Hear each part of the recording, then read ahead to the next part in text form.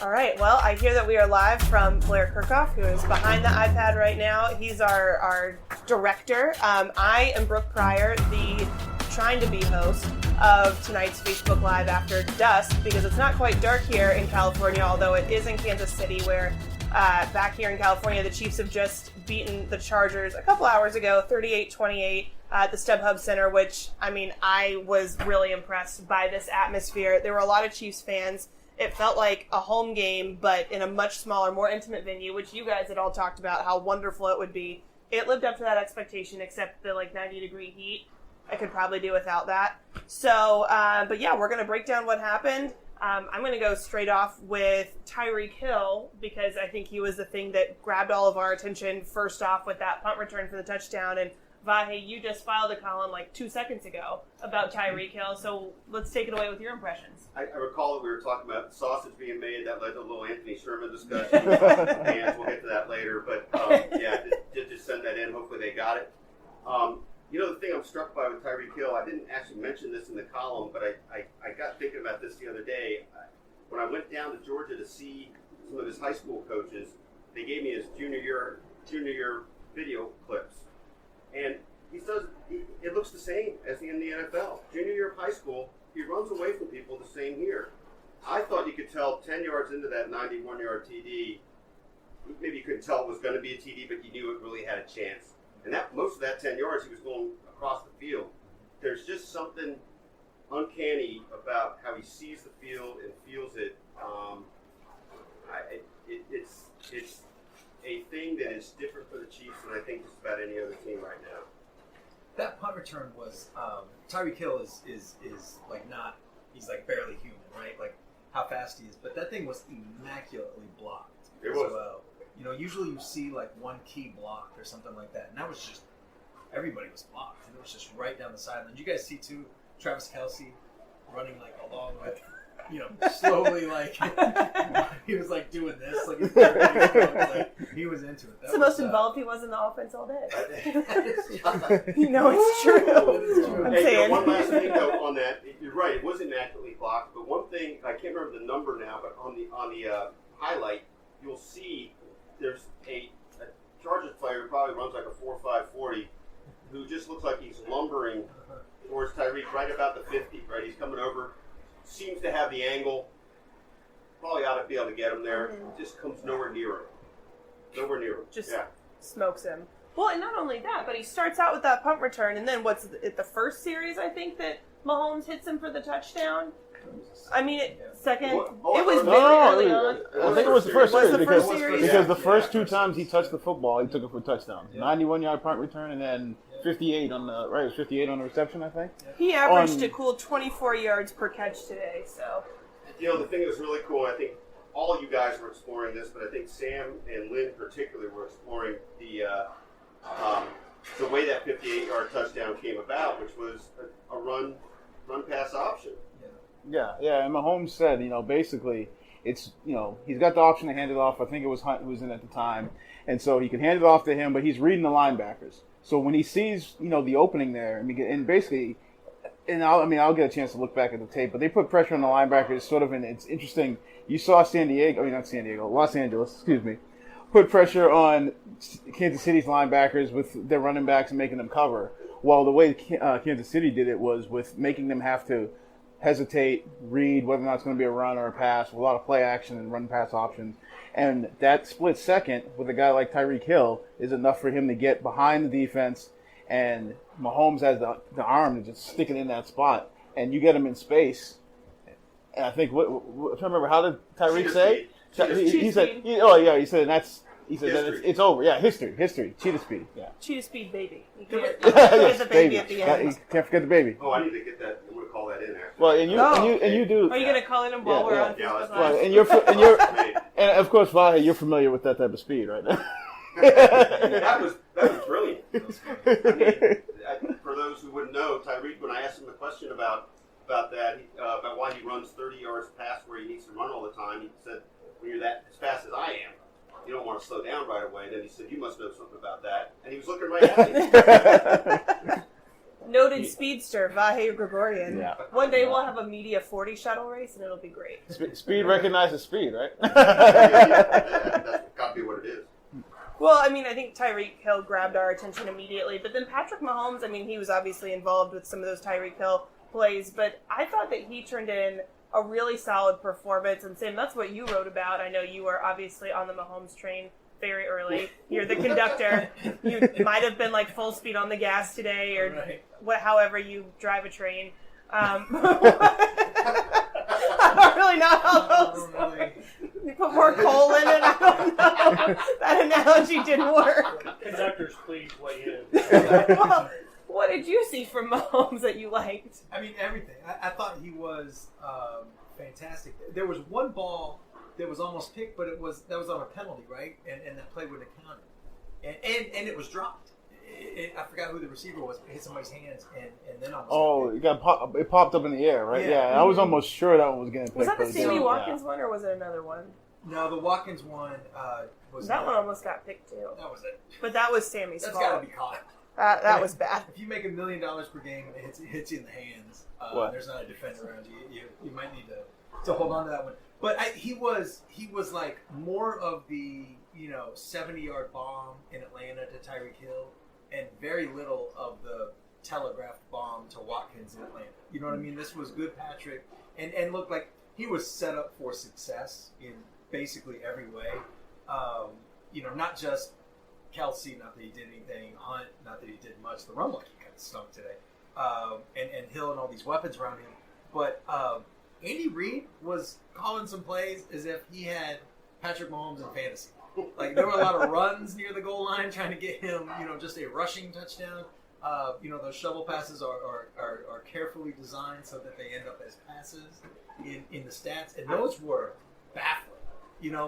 There was, they did it twice. And both of them were gorgeous for different reasons. The first one, did you guys notice that Travis Kelce was supposed to be the edge blocker on that? Seal everybody inside. And he had nothing to do. Were you talking about the Anthony Thomas one? Yeah, the one on the touchdown one. Yeah, he was just out there. Nothing to do. He was supposed to block one, maybe two people on that. Yeah. That play was supposed to be up to him. Yeah. And he had, literally just nothing to do. And then the other one on the other end, to Tyreek Hill, that was...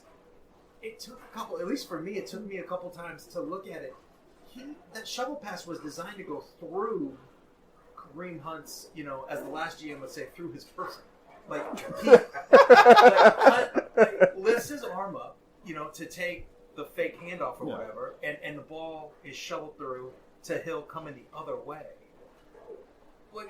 I've never seen that play before. I've never seen that tried before. Yeah, I had to look at a couple of replays to figure out where the ball actually went. I was like, that was a pass? Where? Yeah. I didn't look at the replay. Yeah, that was... If Kareem lifts his arm, just a half a second, less than that, too late, or if Pat shuffles it a half a second less too soon, that's I guess it'd be an incomplete pass, but the ball just gets knocked down into the ground. It's just the timing required is ballet. How many times do you think you have to practice that to feel faith in the precision in a game? A lot. So Kareem Hunt, I asked him that. He said 3 times this week. Oh, come on. There's no way, right? Oh, they apparently, had to have done that in training camp or something. They had to have done that at some other camp. I've seen that in St. Joe. Well, apparently 3 is the number, right? Because they said that Anthony Sherman, they ran that play 3 times, and every time it went to him, even though that's not really where it was supposed to go. So 3. Apparently they practice everything 3 times. Either that's their 3 magic times number, you or good. that's their media appropriate number that they're going to tell us. Are we overthinking how much goes into this? They just, let's try this. Okay, it's good. I don't know, how many times do you practice writing a column before you hit send? You're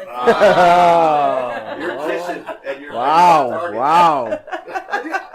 I do like the idea, though, of them practicing this play, the Sherman play. And it goes to Sherman, and they're like, no, that's not right.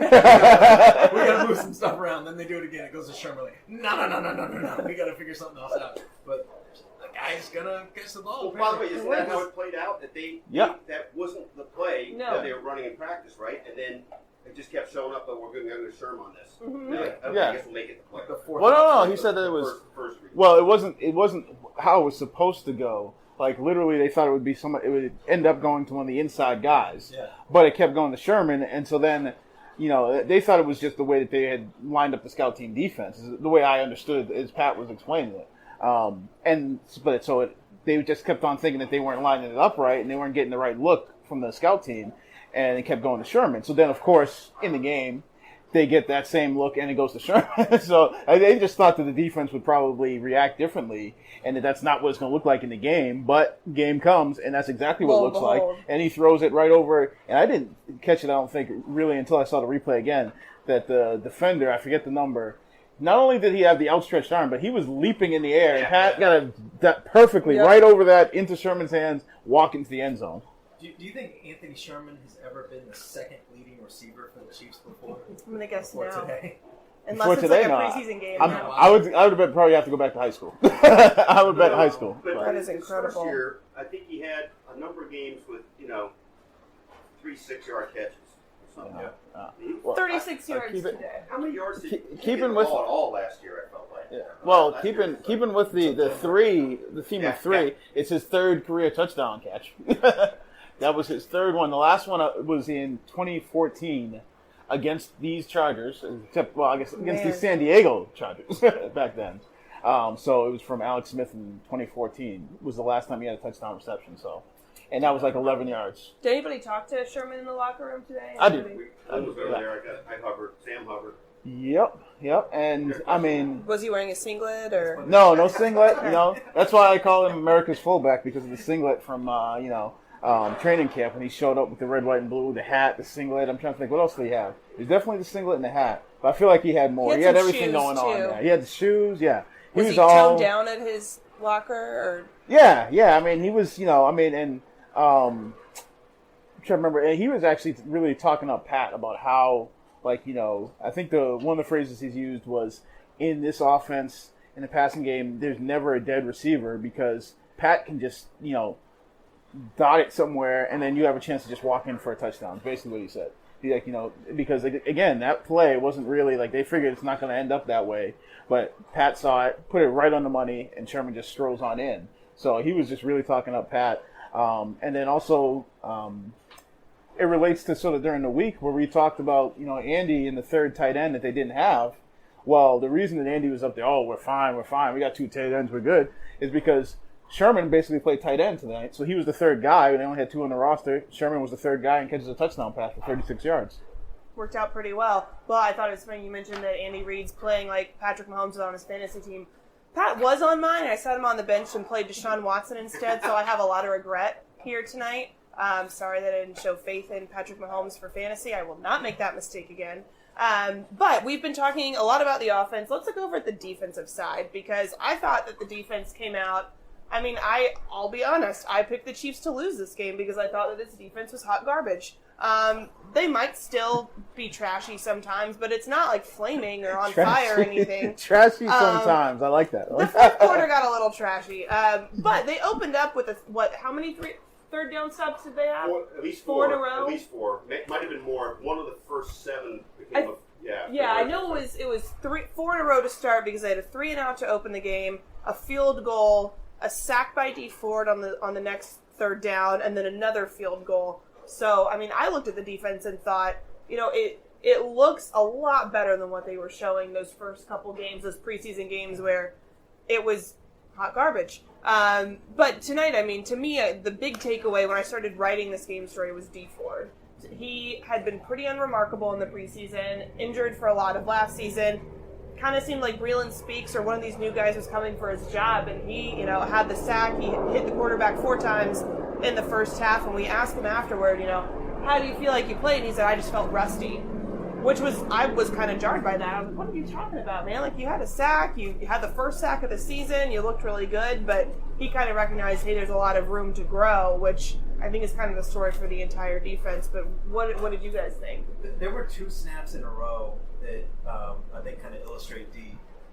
It was down on this end, and the drive ended up being a touchdown, so what? But the first snap, he just blows by the right tackle. And granted, it was their backup or whatever. It looked like because he injured the other one. Because he trucked the first one. Yeah. So he does get credit, right? It almost looked like he knew the snap count. Because that was like right away, like before, I forgot the tackle's name, the poor soul, but he didn't have a chance. And then but that's always been D's game. It's always been like speed around the edge. That's his thing. That's how he can win. The very next snap, he went in, engaged, pushed the guy back, and then went inside and got another pressure. That's just a little, don't make too much of moments, right? But just a little flash of like, oh, he's got something that I haven't seen him do that much in the past. That was a really good thing for him.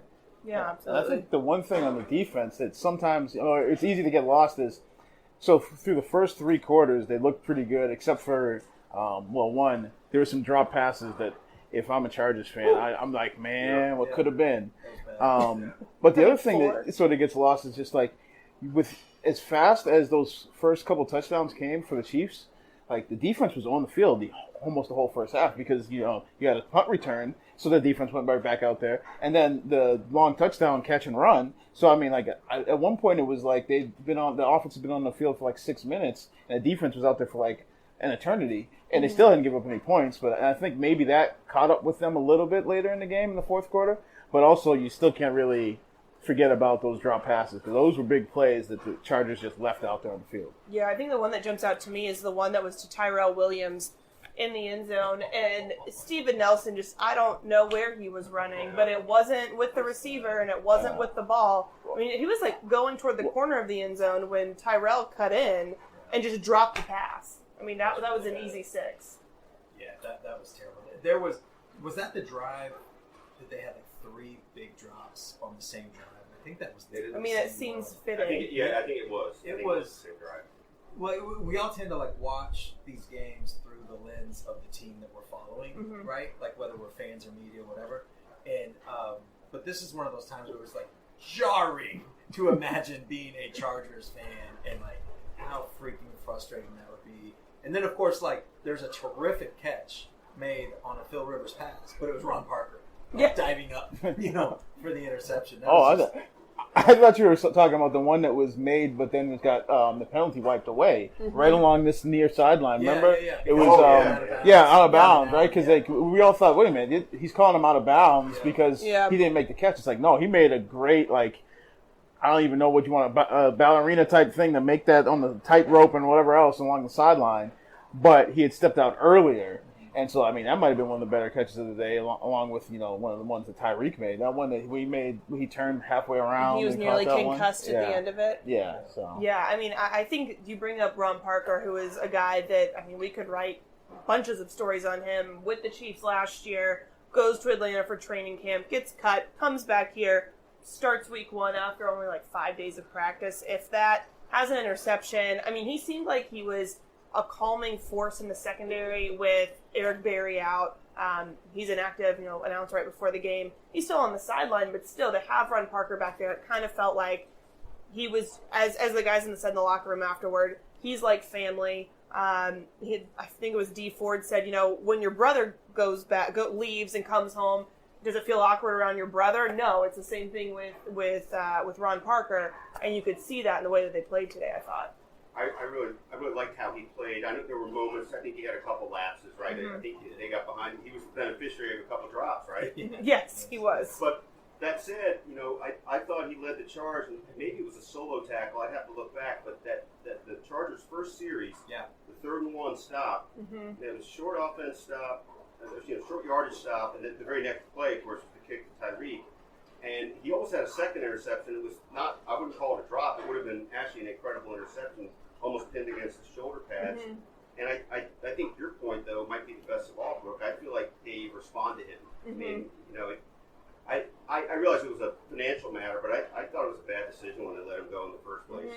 I thought they couldn't afford to let him go. He's not great, but he's very good. I mean, it seems like a lucky break that he was able to come back. Yeah. I mean, stars don't often align like that where you lose some of your top defensive players. And lo and behold, here's one of your top guys from last year, cut from another team, falls right back in your lap for cheap. I mean, that just doesn't happen. Another guy who I thought was really impressive in flashes was Anthony Hitchens. Yeah. I think earlier he had somebody scored a touchdown. I think the Chargers' first touchdown was scored right over him. But late, he had that crucial 3rd down stop when the Chargers were driving down 10 and out of nowhere. Right? Just is that the screen? The screen? Yes, I think that was the one where he hit Melvin Gordon. That was some Derek Johnson.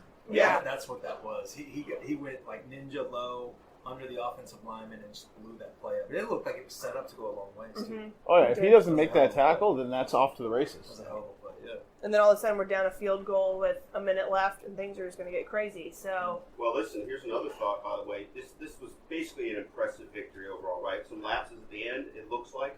But you don't get that muff punt at the 2-yard line. Mhm. You know, at that point, what was it? James Winchester, who recovered Yeah, it. yeah, James. How often do you hear the long snapper called? He's For a got an good knack for reason. that. Yeah, but I tell you what, that in a way is we might be feeling different about how this game played out, if not for that play. Well, I'm trying, was it a 10-point game at that point? I'm trying to remember what the score was. I think it was Because they scored a touchdown right after that, right? So was it see. like 31-21, or I'm trying to remember what Well, that was the Tyreek touchdown. Which was not the Tyreek third touchdown was 20. So the Yeah, Chargers so were getting the ball back down 11. yeah, with and there was 3 time, minutes to go. right? Yeah, and there was time. And 4 then- minutes to go. And they had just gone. Yeah, the well, that's fourth. right. Because I Oh. remember And I the had fourth. tweeted because remember they had just taken that long 90-yard drive, punched it in. Offense goes 3 and out. I was like, really? Like that defense? I was like, I know, it's man. like 12 I had minutes. just tweeted like that's not what you're looking for. 3 and out after that drive, and they put the ball on the ground and give it right back to him and basically give him a walk-in touchdown. Yeah, I mean, I think that the theme of this game is just all the lucky things that broke in the Chiefs' way. I mean, obviously, there were some really good plays that were made on both sides of the ball, but I mean, without these lucky breaks, we're looking at a much different score. Some of our questioners want to know about Justin Houston's game. Kind of hush. yeah, Kinda quiet. Noticing that. But I think that's what Andy Reid said is that, you know, some days, if D Ford is effective like he needs to be, you know, teams are gonna stack it on Justin Houston's side and lets D Ford have a big game, and maybe if D Ford continues to be this effective, then they'll load it up on D Ford's side and then Justin Houston can get to the ball. So, I mean, I think it's kind of expected that they thought that they identified Houston as the better defender, which 9 times out of 10 recently he's been. But I would note he was out. He was out a lot more than I thought. It seemed like he was out for a couple entire series. One entire series for sure. And look, everybody's tired after a football game, right? But boy, did he look gassed walking out of the walking into the tunnel. Sorry, Sam. Well, no, it's just this may not matter at all. But like, there were games last year I noticed, and look, like very clear, like I don't think Justin Houston is what he used to be at all. But there were games last season where you watch and be like, Justin Houston didn't do anything, and then you watch it again, and you're like, those were some really nice plays. You know, like his stuff seems to come like subtly a little bit more often now than it used to. So I don't know. Maybe we watch it again, you know, tonight, tomorrow, whatever, and we see some more of that. I feel like his name was called more times than you might think in the run game too. Like there was times where he made tackles that, you know, especially early. And again, I don't have like the numbers in front of me, and I haven't, you know, got a chance obviously to look at it again. But I feel like there were We'll times check some numbers. that he that in the run game where he was coming up with stops, you know, coming up with tackles at least. I think so. What did he end up with? Not that many, maybe. An assist. That's yeah, it, I was really? gonna say. Early, very early. Okay. Like one of the first series. I thought he Yeah, had. that's I, it. I thought he had more than that. But, Yeah, okay. Nope. Same question. Same question about Travis Kelce. Yeah, I mean, he was Had a bad Yeah, drop. Yeah. He's It was targeted bad. like 6 times and And given had one one reception. catch, I think. yep. Yeah, like him and Watkins combined for like 27 yards receiving. which is I was exactly what you surprised want that- after all that money you spent. watching live, like this felt like some of those games in the past where Travis Kelce, including in this building last year, right? Or was it in San Diego, where he just was not a factor at all? Do you remember this? Well, I think the that was one in in this San building. Diego you make me think of when you say that is the one where he was Tijuana. not a factor because he That had to be came Tijuana. out of I'm had a calling that disciplinary. I'm calling that the Tijuana. Maybe you went to game, Tijuana whether it is this or year not. as well. I mean, you're totally making that up, though, right? Oh, Or are you? 100% I'm Okay, making it just up. to clarify. Just in my head, it's the Tijuana game. just so we all know where we sit. I just thought, like, wow, like he wasn't involved at all, but he had the most targets other than Tyreek Hill. How about So they what? tried I'm to gonna involve guess him. that. Yeah. Was it 6? Is it Yep. what- 6 caught 1. Well, he didn't look very happy after the game, I have to No, say. he I mean, did he was the first guy off First the field. one up the runway. Yeah, Ooh. and not smiling. No, he was not. Well, after I'd a like game to like assume that, I that wouldn't didn't either. matter. Let's talk about our, I don't know, high of the game and low of the game. What did you think worked out really well? The one moment, and what was your one moment of like, oh God, this is awful? Well, for me, it's funny because I think Patrick Mahomes had a somewhat of a spectacular debut, but I really feel like I'll remember this game for Tyreek Hill. So one of those two. what worries you, whatever. I mean, I think we're still in kind of limbo on the defense. I still feel like we saw a few too many guys chasing players behind them with a chance to make big plays, and it just sort of played out well. So I don't know, but look, it's a check mark on game one, which now so they're 5-1 under Andy Reid in openers, and that the 4 previous opening wins led to playoff years. It's probably just coincidence, but that's where you want to start. It's true. Let me stop you for a second. We have an alert reader who says, we lost you when Lynn was talking about Sherman's unplanned touchdown play, which was, 15 minutes ago maybe? So have we just been talking into the void since then? Yeah. Okay. So let's pick up there. But we haven't recorded. It'll be on the podcast, guys. Yeah, just trust that whatever he said was brilliant and enlightening. That's really concerning. How long have we just been talking to Blair? I'm good. So Blair, I hope guys. you It was learned great. a lot. But I'm a good audience. So what A captive audience. Please go to our podcast. What did we cover Well- after Sherman? I'm trying to think. What was the next thing we talked about after Sherman? About 10 different things. Well, there was the defense, there was the offense, there was the drops. We Cool. get into Kelsey a little bit. Well, We did. Maybe we just better try to. Let's go back with go Kelsey where a we are. little. Someone was asking about Travis and what was his game about, and he drops the one really bad drop. But they end up scoring on that possession. Because that was then Watkins made the great catch right after that, right? Right. Yeah. So.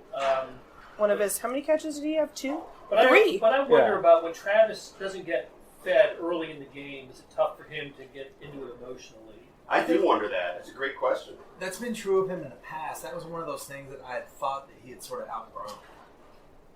Maybe not. Maybe not. This would be an argument against that for sure. Let's see. Any other questions? Anybody else have any feedback of where we dropped off or what you heard or didn't hear? Let's see.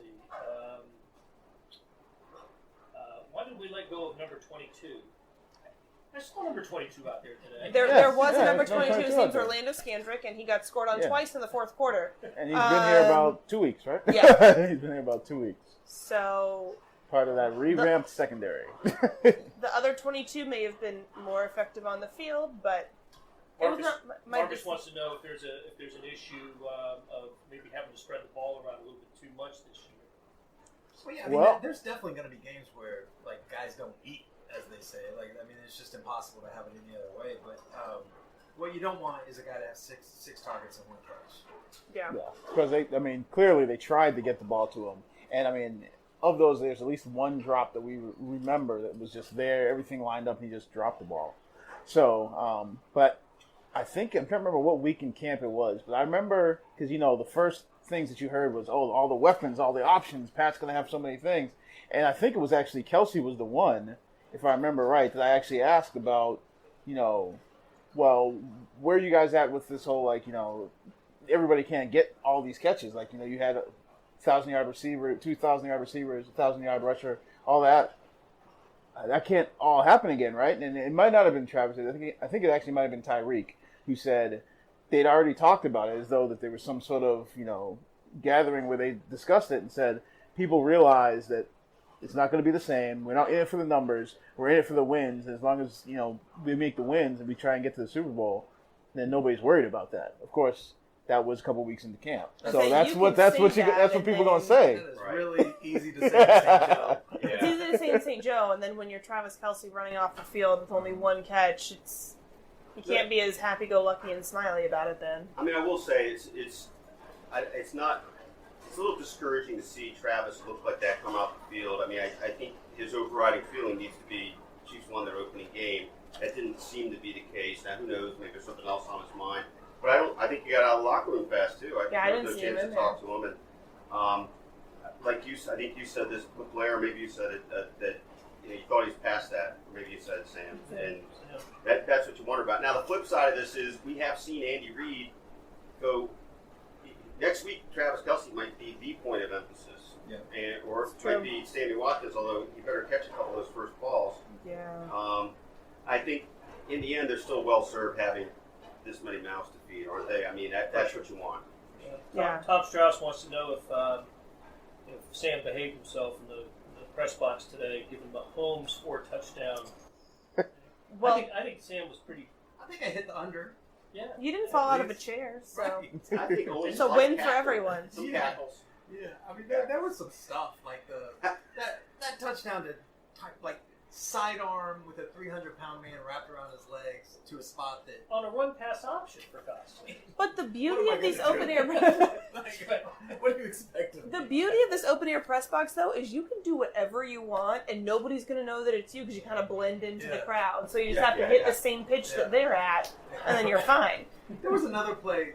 The Chiefs were going this way, left to right on your television screen, and Pat got flushed out and looking, and looked like there was a guy open in front of him. I forgot who it was. He just chucked it deep to Tyreek, and it was Yes. like 34, 36 yards, something like that, on a 3rd and 12-ish. Something, Mhm. and it was just like, oh, la-di-da, there's like the 8th play that I haven't seen a Chiefs quarterback able to make like ever Mm-hmm. in my life. I think There that might have was been There's the gonna be a one. lot of that. I think that might have been the one where Adam's sitting next to me, and he was like, "Did you see that? He basically just flicked it." And I looked at him and said, "Well, he's got some physical abilities. I'm not sure if you know this." Or not." I mean, it's his second start, but I think we already got to that point with him where it's like, We're he can do aware. some stuff. You know, I mean, when you see him in the preseason throw it 69 yards in the air, it's like, he does that. Yeah. We're aware. This is what he's supposed to have been doing. Robert Nichols says Spencer Ware showed some Yeah. flash. Yeah, with a 23-yard run. Yeah, is that what it was? First He half. He goes hard, man. Yeah, He and he does. was Goes cutting hard. and spinning. It wasn't like a 27 tentative, yard. my knee. It was like, no. He was going after people. There was a big time cut at the end of that added about 7-8 yards. Mhm. It was great vision, and it certainly made me think, well, he can get hurt again, but he's not hurt now. Yeah, I thought that direct snap that he took that For first down. for a first down, they tried a trick play there. It was a little tricky. I mean, it was tricky enough to get the first down, but I was gonna say that's like you said with Andy Reid, just like pulling stuff out. I mean, we saw Patrick Mahomes running the option. We saw Spencer Ware running the option off of a direct snap, and I mean, and there was some other stuff. There was before that one of those flips, those shovel passes for a touchdown. They did something else where they were getting cute around the goal line. And I'm like, man, like clearly he's been holding some stuff. And the first week he was like, we letting it all out today. I mean, it was a triple option. They had Hunt inside, Pat kept it, and then he's running Sun outside. out, right? Yeah. Yeah. Was that the one with Tyreek? With the sausage as his lead blocker and Tyreek Hill as the pitch option. I mean, that is a killer play. I mean, we talk about how Andy Reid was excited, or this is the happiest that the Chiefs brass has seen him. I just like to picture him on the sideline. Like, he's not going to skip openly on the sideline, but maybe with, like, the play sheet up in front of his mouth, he's just, like, smiling and laughing to himself. Like, that's what I think he's doing down there. You know what I liked in the post game? Andy was kind of going through his list of things, and when he just came to Tyreek, he just kind of just paused and smiled. Tyreek.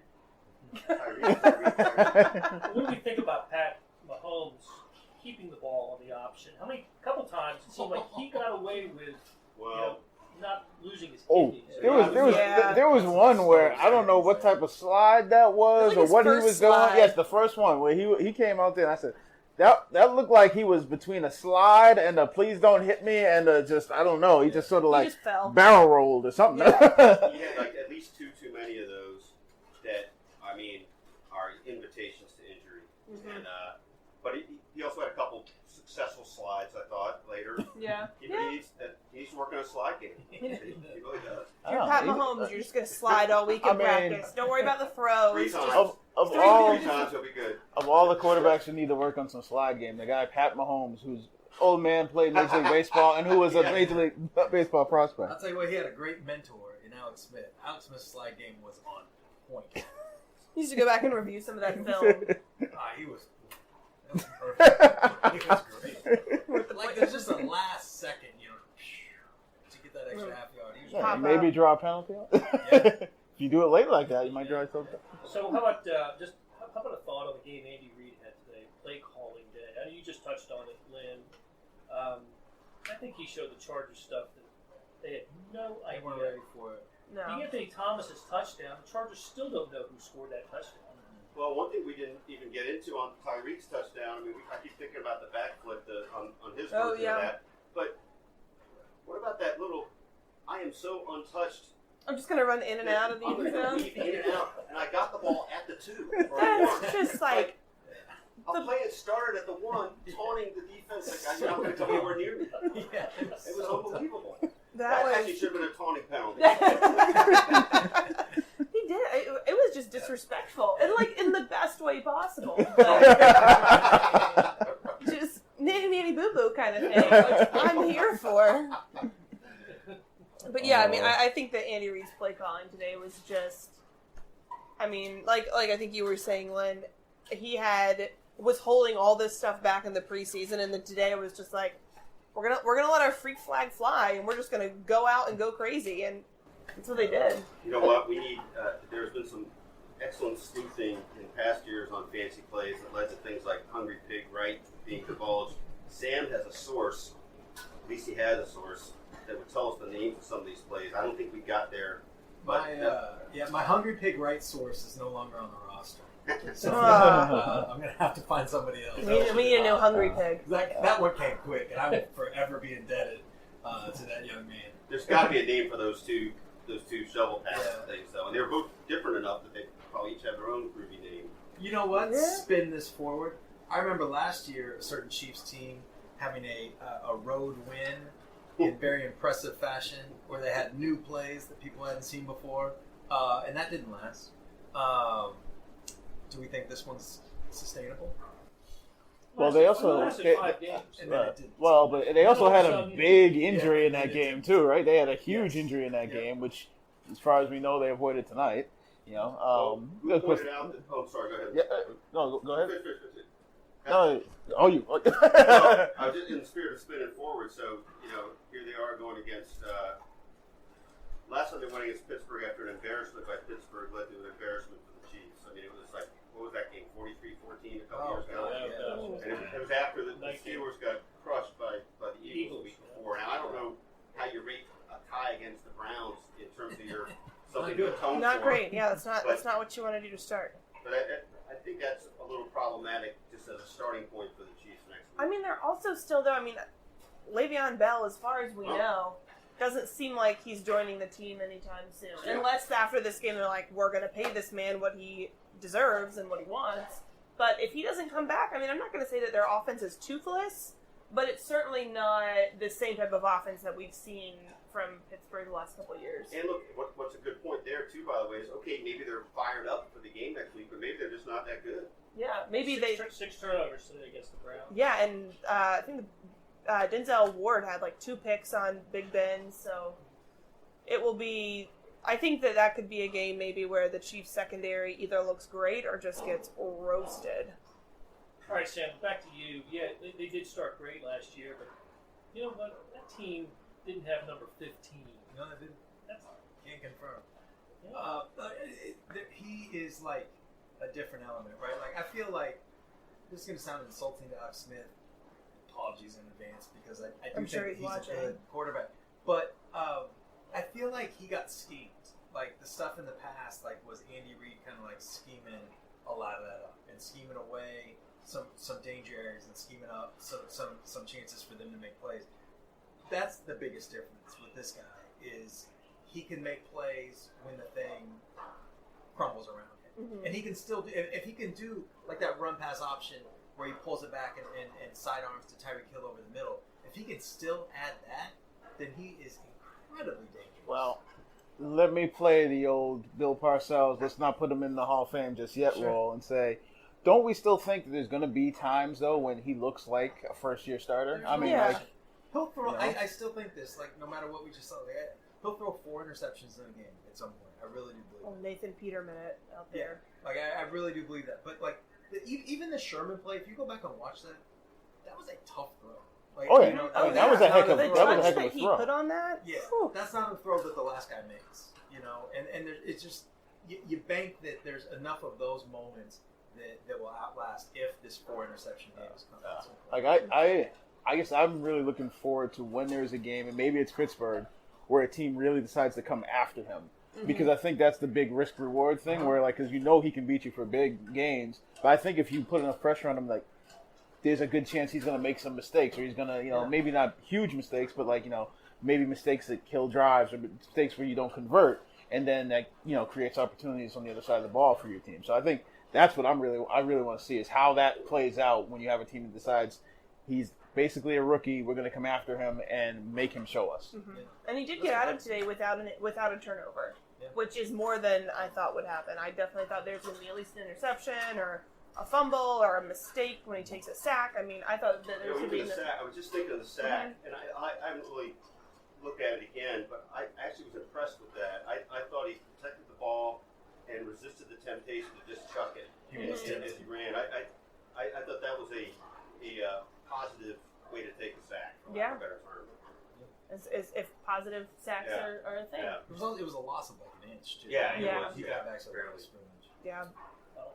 Well, let's go. We started out with Vahe's high and low, and then we rewound for a little bit. So now let's pick it back up to Sam and continue to spin it forward now that we've had a look back at the Facebook Live that never was.